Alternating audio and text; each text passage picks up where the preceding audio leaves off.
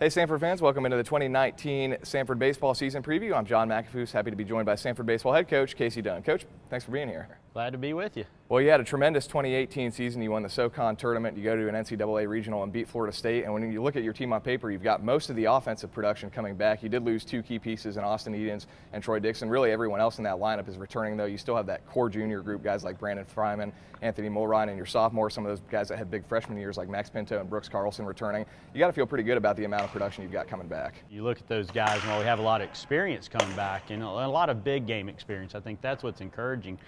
But not a lot of home runs, not a lot of high averages of those groups. Yeah. So I think we're counting on those guys having better years and showing improvements from sophomore year to junior year, freshman year to sophomore year. But it is a good feeling knowing that you have guys that have been through the conference schedule before, that have played in big games, that have been integral pieces to big games. So definitely encouraging to have that back. And let's look at the starting rotation. You do lose Cody Shelton, you lose Aaron Baldwin, a guy that was coming out of the bullpen and starting in the latter half of the year. But you bring back Sam Strickland, who was the freshman of the year and preseason pitcher of the year in the SoCon this year. You've got Jesse McCord back after a redshirt season. You still have Stephen Jones, and you got a pretty good JUCO transfer in Zach Hester. What might the rotation look like in the early parts of the season? Sam will definitely be out there, either Friday or Saturday most weekends. He's a guy that we're going to have to lean on. Last year, because of what Cody was able to do on Friday, and Wyatt and Josh Rich, and you mentioned Aaron Baldwin, those guys in the bullpen, we really didn't have to push Sam very far. If you look at it, he really only had 2 starts that even got to 100 pitches. So we're going to have to lean on him a lot heavier this year. I think his workload's going to have to pick up and increase, and hopefully he can handle it for us, because he's going to need to be the guy at the front end of the rotation. Jesse's someone that we had really high hopes for coming in as he transferred here from Mississippi State, and was just battled injuries. That's what kind of got him away from State to here.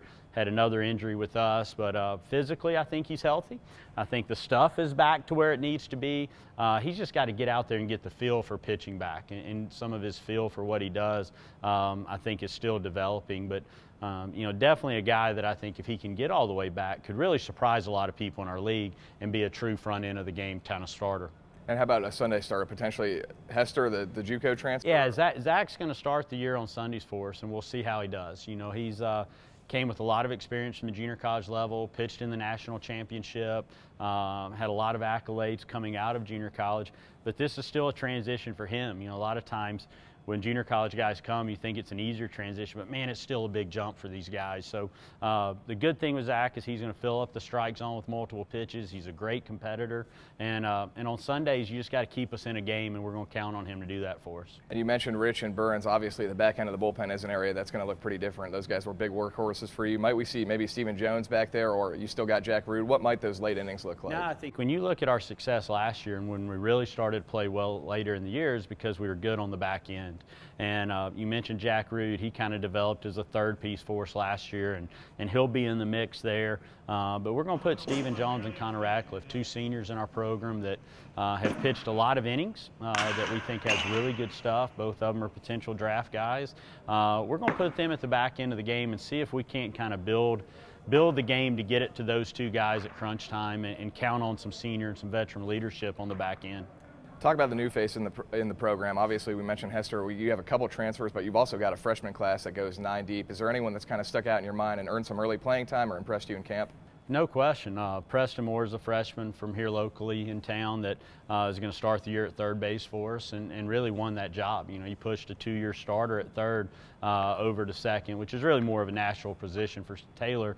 And I think, we become a better infield with that transition. But Preston's played really well, and he's going to get the first shot over there.